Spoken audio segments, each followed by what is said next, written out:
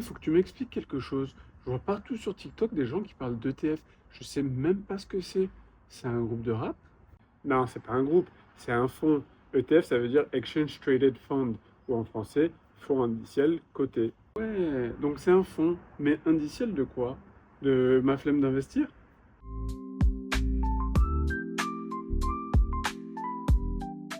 En gros, un ETF, c'est un panier d'actions qui copie un indice boursier. Par exemple, tu achètes un ETF qui suit le CAC 40.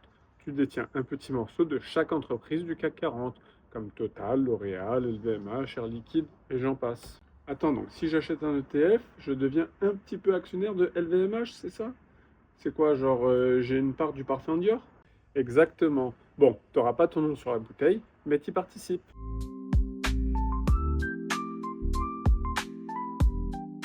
Plutôt que de choisir les actions toi-même, l'ETF fait le boulot pour toi. Il réplique la performance d'un indice comme le CAC 40, le S&P 500 ou le MSCI World, et comme c'est automatisé, c'est moins cher qu'un fonds géré par un humain. Ah, donc c'est un peu comme un pilote automatique pour mon argent. Exactement, sauf que le pilote ne s'endort pas pendant le vol.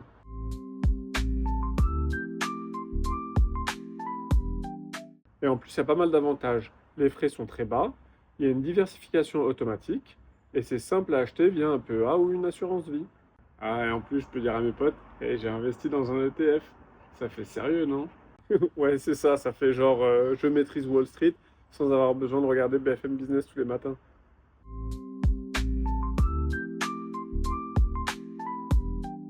Ok, mais elle est où l'arnaque?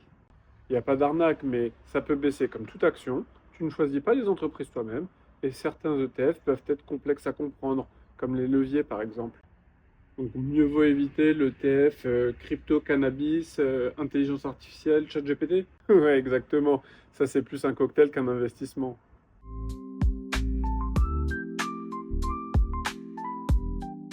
Les frais, c'est vraiment la beauté des ETF. C'est souvent compris entre 0,1 et 0,3% par an, comparé à certains fonds classiques qui sont entre 2 et 3%.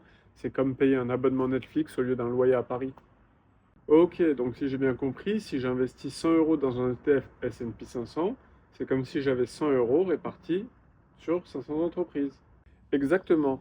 En fait, dans ton exemple, tu ne mises pas sur une seule société, tu mises sur les 500 plus grosses capitalisations boursières américaines de tous les secteurs confondus.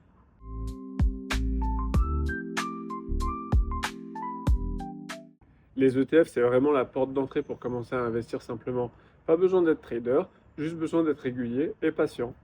Ok, donc en gros, j'arrête de stocker mon argent sur le livret A, je mets petit à petit dans des ETF et je laisse le temps faire son boulot. Exactement, parce que pendant que tu dors, ton argent, lui, il travaille.